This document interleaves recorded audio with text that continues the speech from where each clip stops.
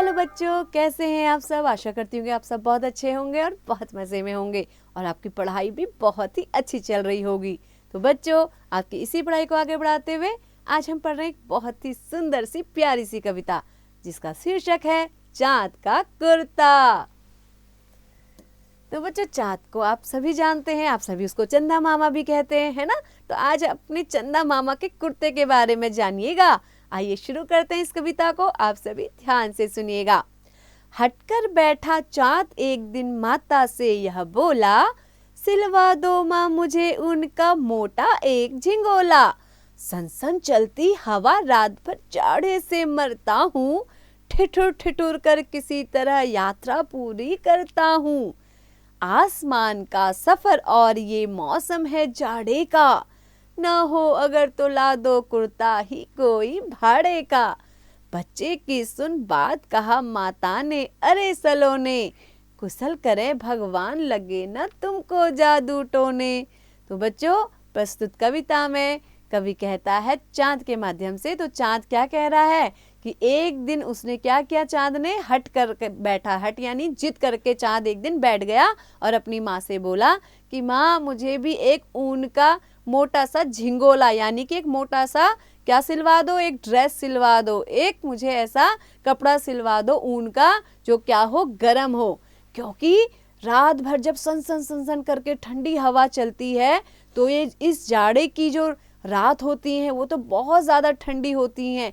इसमें ठिठुर ठिठुर कर मैं किस तरीके से काँप काँप कर अपनी यात्रा को पूरी करता हूँ। एक तो मुझे आसमान का सफ़र करना है, आसमान की यात्रा करनी है, और ये ऋतु जो है वो जाड़े की ऋतु है, शीत ऋतु है, ठंडे का मौसम है।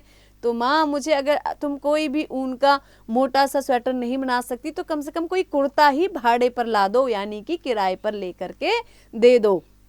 बच्चे की बात सुनकर माता ने कहा, अरे मेरे सलोने, अरे मेरे प्यारे, भगवान तुम्हें कुशल पूर्वक रखें, तुम्हें किसी भी प्रकार का जादू टोना प्रभावित ना करे, यानी कि किसी के भी जादू टोने का तुम पर कोई भी प्रभाव ना पड़े। आगे बढ़ते हैं बच्चों। जाड़े की तो बात ठीक है पर मैं तो डरती हूँ, एक नाप में कभी नहीं तुझको देखा करती हूँ।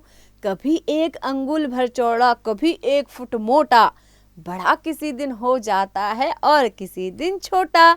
घटता बढ़ता रोज किसी दिन ऐसा भी करता है, नहीं किसी की भी आंखों को दिखलाई पड़ता है।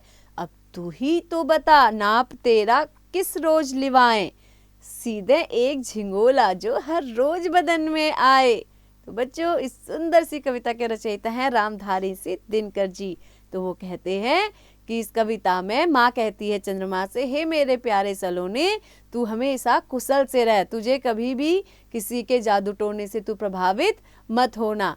जाड़े की तो बात ठीक है कि तू कह रहा है कि मुझे ठंड लग रही है, मुझे मोटा झिंगोला सिला दो, मुझे एक कुर्ता सिलवा दो, लेकिन मैं तो इस बात से डरती हूँ कि मैंने तो तुझे कभी एक साइज में, एक नाप में देखा ही नहीं, तो तेरा नाप हम ले कैसे सिलवाने के लिए। अगर हम तेरे को मोटा झिंगोला सिलवाएं या कुर्ता सिलवाएं तो उसके लिए तो तेरी नाप लेनी पड़ेगी, लेकिन तू तो हर समय हर दिन तेरा क्या होता है, नाप बदलता रहता है, तेरा साइज तो बदलता रहता है। कभी तू 1 उंगुल भर का होता है और कभी तू 1 फुट मोटा हो जाता है, किसी दिन तू बहुत ही छोटा हो जाता है और किसी दिन तू बहुत बड़ा हो जाता है। तू तो रोज घटता या बढ़ता ही रहता है और किसी किसी दिन तो तू एकदम से गायब भी हो जाता है, यानी किसी को दिखाई ही नहीं पड़ता है। क्योंकि जिस दिन अमावस्या होती है ना बच्चों, उस दिन चाँद हमें नहीं दिखलाई पड़ता, और लेकिन जब पूर्णिमा होती है उस दिन हमें पूरा पूरा बहुत बड़ा चाँद दिखाई देता है ना, पूर्ण रूप में। और बीच में क्या होता है, चाँद घटते रहता है फिर बढ़ते रहता है।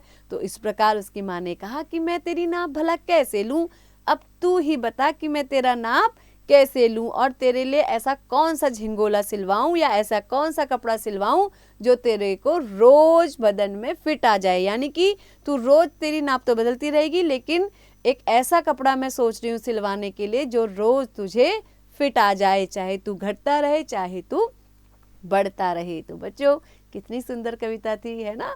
तो आशा करती हूँ कि आपको बहुत पसंद आई होगी और आपको अच्छे से समझ में भी आ गई होगी। तो बच्चों, ऐसे ही पढ़ते रहिए, आगे बढ़ते रहिए और हाँ, इसका अभ्यास अवश्य कीजिए।